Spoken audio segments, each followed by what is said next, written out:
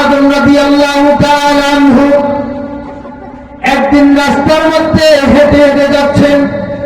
রাসূল করিম সাল্লাল্লাহু আলাইহি ওয়াসাল্লামের দরবারের মধ্যে যাবেন, এমন তো অবস্থার মধ্যে একজন যুবককে দেখতেছেন রাস্তার মধ্যে কান্না করতেছে। ফারুক আযম রাদিয়াল্লাহু তাআলা আনহু ওই যুবককে জিজ্ঞাসা করতেছেন, মা ইউবকি, হে যুবক তুমি কান্না করো কেন? যুবক কোন কান্না যে কি কারণে করে এটার কোন উত্তর দেয় না। যুবক যখন উত্তর দেয় না, এবার ফারুক আযম রাদিয়াল্লাহু তাআলা আনহু একবার দুইবার তিনবার যখন জিজ্ঞাসা করলেন, হে যুবক তুমি কেন কান্না করো? যুবক কোন উত্তর দেয় না। তিনবারের বার যুবক এবার বলতেছে, হে ফারুক আযম, তুমি যদি রাসূল করিম সাল্লাল্লাহু আলাইহি ওয়াসাল্লামের দরবারের মধ্যে আমাকে নিয়ে যাও, তাহলে আমি রাসূল করিম সাল্লাল্লাহু আলাইহি ওয়াসাল্লামের দরবারের মধ্যে যাওয়ার পরে আমার কান্নার রহস্য বলে দিব। এবার ফারুক আযম রাদিয়াল্লাহু তাআলা আনহু ওই যুবককে রাসূল করিম সাল্লাল্লাহু আলাইহি ওয়াসাল্লামের দরবারের মধ্যে নিয়ে গেলেন। যুবককে যখন রাসূল করিম সাল্লাল্লাহু আলাইহি ওয়াসাল্লামের দরবারের মধ্যে নিয়ে যাওয়া হলো, রাসূল করিম সাল্লাল্লাহু আলাইহি ওয়াসাল্লামের দরজার মধ্যে নক করা হলো। দেখতেছে ফারুক আযম রাদিয়াল্লাহু তাআলা আনহু দরজার মধ্যে উপস্থিত। রাসূল করিম সাল্লাল্লাহু আলাইহি ওয়াসাল্লাম ফারুক আযম রাদিয়াল্লাহু তাআলা আনহুকে বললেন, হে ফারুক আযম, হঠাৎ করে কেন আমার বাড়ির মধ্যে? এবার ফারুক আযম রাদিয়াল্লাহু তাআলা আনহু বলতেছেন, ইয়া রাসূলুল্লাহ, ইয়া হাবিবাল্লাহ, আমি আপনার দরবারের মধ্যে আসবো। এমন তো অবস্থার মধ্যে একজন ব্যক্তি, একজন যুবক রাস্তার মধ্যে কান্না করতেছে, কান্নার কোন রহস্য বলে না। এবার রাসূল করিম সাল্লাল্লাহু আলাইহি ওয়াসাল্লাম বললেন, ওই যুবক কোথায়? ফারুক আযম বলল যে এই যে আপনার সামনে এই যে যুবক দেখতেছেন, এই যুবক কান্না করতেছে, সে কান্নার রহস্য বলে না। আল্লাহ রাসূল সাল্লাল্লাহু আলাইহি ওয়াসাল্লাম বললেন, মা ইউবকি, হে যুবক তুমি কান্না করো কেন? এবার ওই যুবক উত্তর দেয়, ইয়া রাসূলুল্লাহ, ইয়া হাবিবাল্লাহ, আমি মদিনার মধ্যে একজন জঘন্য খারাপ ব্যক্তি, অনেক বড় অন্যায় করে ফেলেছি, অনেক বড় জুলুম করে ফেলেছি, অনেক বড় পাপ করে ফেলেছি। আল্লাহ রাব্বুল আলামিন তো আমাকে ক্ষমা করবেন না। এবার রাসূল করিম সাল্লাল্লাহু আলাইহি ওয়াসাল্লাম বললেন, কি এমন ভুল করে ফেলেছো?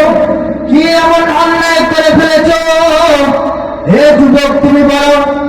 এবার যুবক বলে, ইয়া রাসূলুল্লাহ, ইয়া হাবিবাল্লাহ,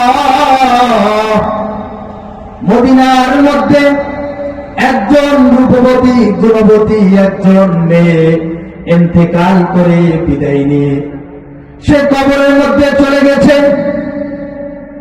আমি নিয়মিত কাফন চুরি করতাম, ঘটনাক্রমে ওই দিনে ওই রূপবতী গুণবতী মেয়ের কবরের মধ্যে চলে গেলাম।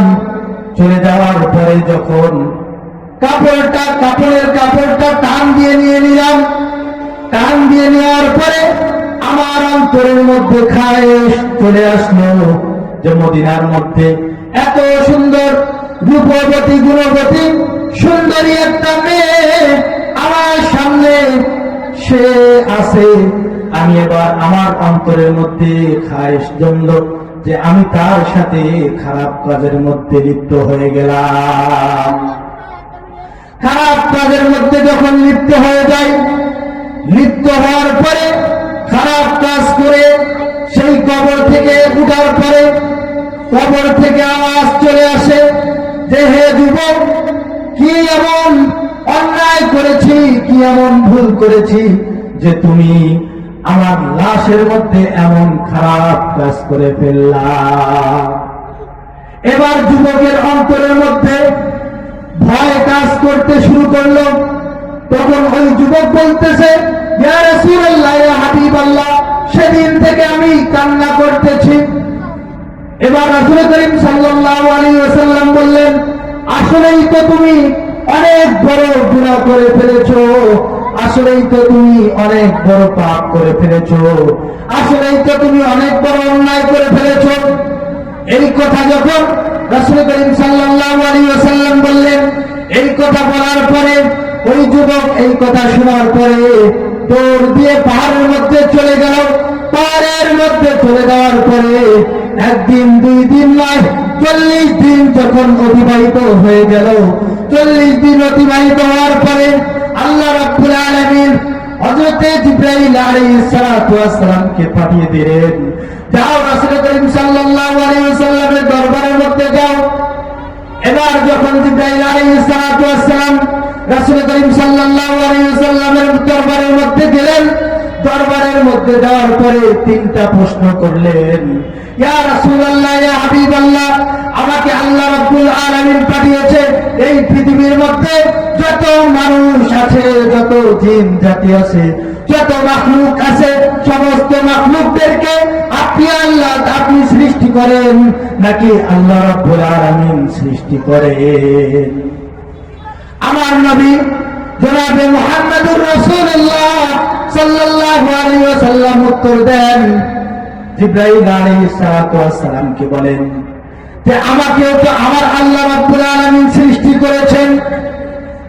এই পৃথিবীর মধ্যে সমস্ত মাখলুককে আল্লাহ রাব্বুল আলামিন সৃষ্টি করেন। 2 নাম্বার প্রশ্ন করলেন, এই পৃথিবীর মধ্যে যত মানুষ আছে, যত মাখলুক আছে, সমস্ত মাখলুকদেরকে আপনি রিজিক দান করেন নাকি আল্লাহ রাব্বুল আলামিন রিজিক দান করেন? আল্লাহ রাব্বুল সাল্লাল্লাহু আলাইহি ওয়াসাল্লাম বললেন যে আমাকেও তো আমার আল্লাহ রাব্বুল আলামিন রিজিক দান করেন। 3 নাম্বার প্রশ্ন করলেন, এই পৃথিবীর মধ্যে আদম আলাইহিস সালাতু ওয়াস সালাম থেকে শুরু করে আপনি পর্যন্ত যত মানুষ আছে, যত মানুষ ভুল করে গেছে, সমস্ত মানুষদেরকে আল্লাহ রাব্বুল আলামিন ক্ষমা করেছেন নাকি আপনি ক্ষমা করেছেন? আল্লাহ নবী সাল্লাল্লাহু আলাইহি ওয়াসাল্লাম উত্তর দেন, আমাকেও তো আমার আল্লাহ রাব্বুল আলামিন ক্ষমা করেন। এবার রাসূল করিম সাল্লাল্লাহু আলাইহি ওয়াসাল্লাম বড় বড় সাহাবীদেরকে উদ্দেশ্য করে বললেন, যাও যাও, হে আবু বকর, হে ওমর, যাও, ওই যে 40 দিন পূর্বে একজন ব্যক্তি আমার দরবার থেকে পাহাড়ের মধ্যে গেছে, আল্লাহ রাব্বুল আলামিন তার তওবা কবুল করেছেন, তার গুনাহ খাতাগুলোকে মাফ করে দিয়েছেন। যাও, তাই সেই যুবককে খবর দাও যে আল্লাহ রাব্বুল আলামিন তোমাকে মাফ করে দিয়েছেন। সম্মানিত